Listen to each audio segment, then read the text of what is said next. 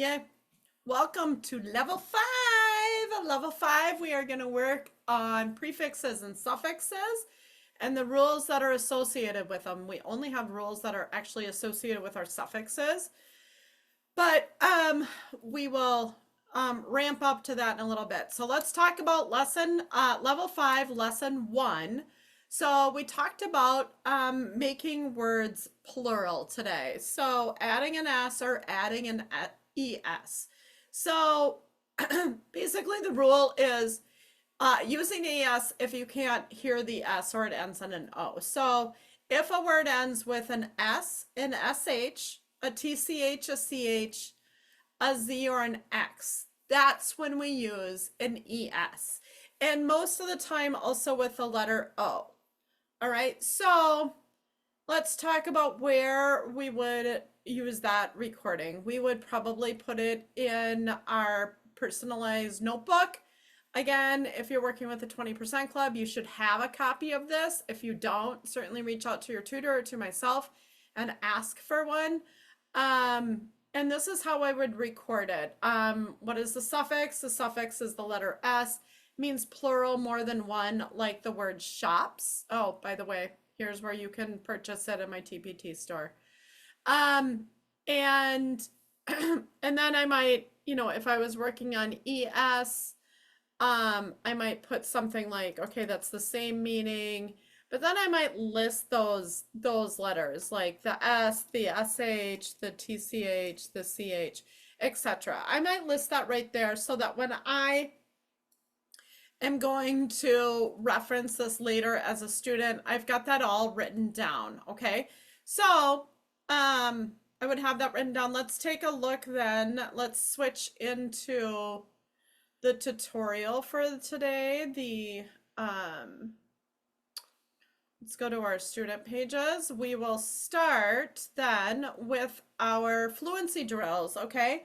So our fluency drills are going to be base words with the suffix S or ES, okay? So, we also taught the kids that certain times letters sort of disappear when you're adding these suffixes on, like the word hand goes to hands. And so that D sort of disappears when you're talking about it. That's why it's so important if your student is spelling a word to ask them, what's the base word? Base word, base word, base word. You're going to hear it 10,000 times from the tutor from myself. Okay, what's the base word? The base word is bag. Okay, add the S, bags. I'm trying really hard not to say my Minnesota accent. We need to talk about that too, because in Minnesota, Wisconsin, probably some of the Canadian provinces, we say bags. And so if you can't say it right, often you can't spell it right. So you need to be really careful with words that have a vowel next to a G. Bag, flag, Greg.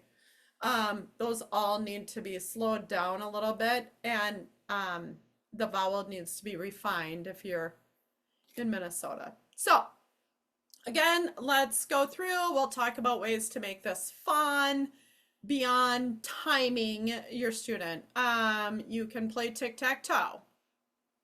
Okay. You could play Connect Four, starting at the bottom. I'm going to read hills, and then my student is going to read crops, and we're going to build up, okay? And we've got scraps, and, or you can, and then build up from there, trying to get 4 in a row, right? Fists. So you might be able to do that, take turns with that. You could also just do regular 4 in a row anywhere, okay? I've got nuts, right? And now somebody else has fairs, and I've got days, and now I feel like I've got to block you. I've got foals. Oh, now I've got to, work around that. So, plants, chairs. Okay, so you could play a situation where you're going to play and try and get 4 in a row. My favorite thing to do actually for repeated readings is to play dots and boxes.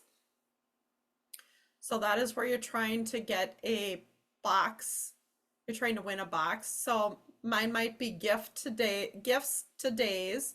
The student might be days to foals. Let's actually make this in a smaller location. Let's say we were just playing dots and boxes in an area like this.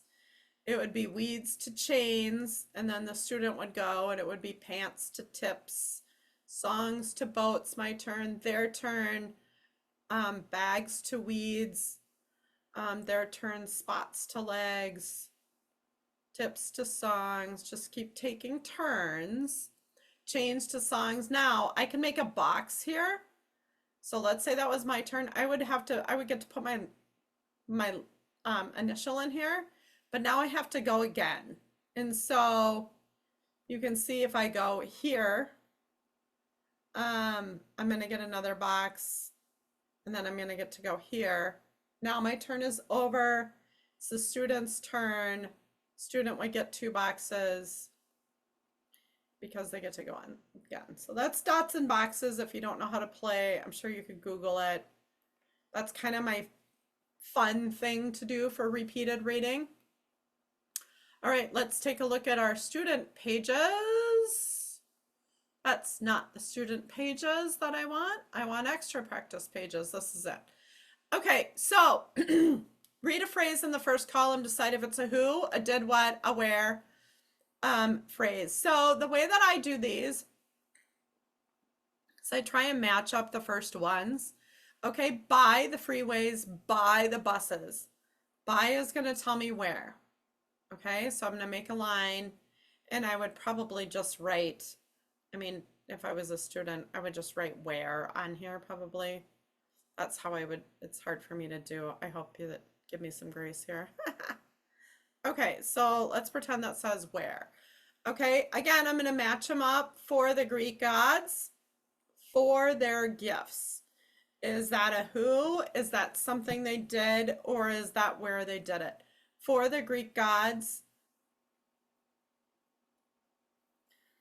for their gifts, that's really a why phrase. Why did they do something that did it for the Greeks? Why for their gifts? This is a why phrase. I don't know how else to say except that is a why phrase. That is not a who. That is not a did what, and that is not a where phrase. That's a why phrase. All right, the next one, because of their dresses, because they were shy because of their dresses.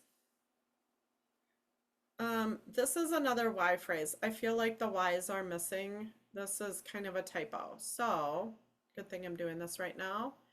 This, you will need to add why to this. Okay. Let's carry on and see if we can find any other edits. On a chilly day on Fridays. Okay, that's a when phrase.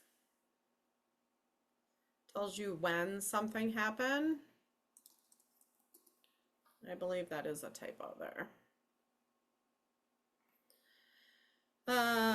Will eat their lunches, will throw tomatoes. Now I can say before this starts, I will eat their lunches, or I will throw tomatoes, and that makes a complete sentence. So that's always a hint to our kids that you are working with a did what. The I would be the who. What did you do? Will eat their lunches, will throw tomatoes. That's a did what. The is a keyword. The black tuxedos, you could say the quick minnows, some quick minnows. It's pretty similar. Those tell us who. So those are your who phrases. So, yeah, I would just make sure your student knows that there are 2 that are not listed here. Why and when. Why is usually easy to find because we say why because. Why do you do something? Because is usually the answer. So this for the Greek gods and for their gifts is a little bit unusual, but that is definitely a why phrase. That tells us why we did something. If your student is confused, you can just have them come up with a question where for their gifts would be the answer. Why did you put name tags out? For their gifts would be the answer. Why did you take an airplane? For the Greeks, to go see the Greeks. That's not a good one, but anyhow, that's what I would do. Figure out a why phrase where the answer then is for the Greeks. And that's definitely a why phrase though. Okay, only one sight word inside will turn this into a real sentence. So again, we're working on real sentences on this one. So who would have thought my finches could fly above the rainbows? I think there's something in my eye. The wild buffaloes roam the hills by my house. My green tomatoes won the blue ribbon. Last month, Mr. Sinclair, Gail always laughs. The two brothers did chew 4 sandwiches and 16 raisins in 1 hour. Okay, last one. Change the order of the letters to create a real word. So here is your answers for your student, okay? So again, they should be working on this. This is a tutorial for parents to help their students. So ranch to ranches, itch to itches, weed to weeds, lip to lips, gift to gifts, chain to chains, box, typo, box to boxes. Okay, so that's your first one. You couldn't say box, okay? And that's why we changed it. We say boxes. There's a lot of boxes, okay? Most students will be able to hear this every now and then. There are students who might say a word like cupes. I try and just get them to use it in a sentence then, instead of trying to isolate it so hard in their brain that they make mistakes with it. Ash to ashes, and day to days. Okay, so again, your student learned the difference between S and ES, when to use it as a suffix. Sometimes when we add the letter S, like in the word days, it does vibrate. It makes that Z sound. We always work in base words and then we add our suffixes. So the base word of days is day. That's how we know it's not going to be spelled with a D or with a Z, excuse me. Okay. So I hope this tutorial is helpful. Again, this is a parent tutorial. So this is to help your student. All right. Have a great day. Thank you.